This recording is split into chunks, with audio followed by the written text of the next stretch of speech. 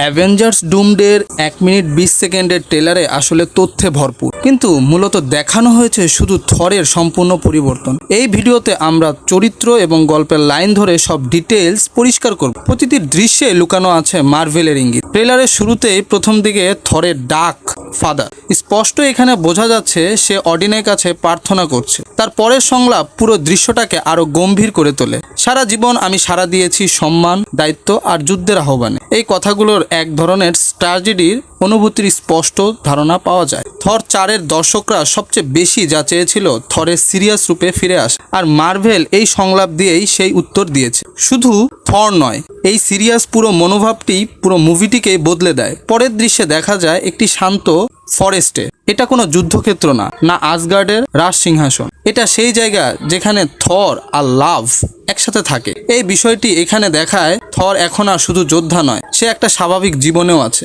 তার একটি সংলাপ ছিল এরকম: ভাগ্য আমাকে এমন কিছু দিয়েছে যা আমি আগে কখনো আশা করি, আর সেটিই হচ্ছে আমার একটি সন্তান। এখানে বলা হচ্ছে থর একটি মেয়ের কথা, যে ইন্টারনিটি এর শক্তিতে পুনরায় জন্ম হয়েছে। সে শক্তি বা মিশনের কথা না বলে শুধু জীবনের কথা বলেছে। এরপর দেখা যায় তার ঘরের ভেতর থর বসে আছে একটি মেয়ের পাশে। কোনো যুদ্ধের পোশাক নেই, হাতে নেই স্টর্ম ব্রেকার। সে এখন শুধু একজন সাধারণ বাবা। একটা গুরুত্বপূর্ণ বিষয়, লাভ চরিত্রে অভিনয় করেছে থরের অভিনেতা ক্রিস হ্যামসওয়ার্থ এর নিজেরই মেয়ে। এই বাস্তব সম্পর্ক দৃশ্যটাকে আরো আবেগপূর্ণ করেছে। পরের দৃশ্যে থরকে একবার দেখা যায় আবার যুদ্ধের পোশাকে, হাতে স্টর্ম ব্রেকার, এবং সে প্রার্থনা করছে, আমাকে সর্বপিতার শক্তি দাও।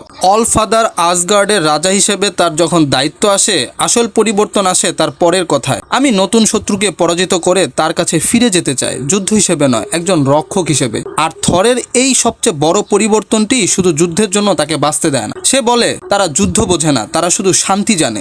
এটা শুধু তার মেয়ে না, সব শিশুদেরই কথা। থরের পুরো জীবনটাই যুদ্ধের মধ্যে কেটেছে, এখন সে চায় একটা শান্ত পৃথিবী। এখানেই এমসিইউ এর নতুন ট্রেন্ড দেখা যায়। গল্পের কেন্দ্রে আসছে শিশুরা, যেমন মিস্টার ফ্যান্টাসির ছেলে ফ্র্যাঙ্কলিন রিচার্ড। থরের লাভ এবং নতুন প্রজন্মের অন্যান্য চরিত্র অনেকেই ধারণা করছে ডক্টর ডুমের পরিকল্পনাও হয়তো এই শিশুদের ঘিরেই, কারণ ফ্র্যাঙ্কলিনের শক্তি ছিল আরও বেশি। বাস্তব দিক থেকে কেভিন ফেইজ এবং ক্রিস হেমসওয়ার্থ থর অ্যাভেঞ্জার ডুমডে নিয়ে আলোচনা করেছেন। সম্ভবত অ্যাভেঞ্জার্স 5 এবং 6-এর পর থেকে তারা বেঁচে থাকবে ভবিষ্যতের গল্প নিয়ে, কারণ মার্ভেলের পরবর্তী ফেজে ফোকাসে থাকবে শুধুমাত্র এক্স-ম্যান এবং নতুন চরিত্রদের নিয়ে। শেষে একটা বড় প্রশ্ন, লোকি তো মাল্টিভার্স সামলাচ্ছে, তাহলে ডক্টর ডুম কিভাবে অন্য ইউনিভার্সকে ধ্বংস করছে? বিষয়টি আপনার কাছে কেমন লাগলো কমেন্ট করে জানান।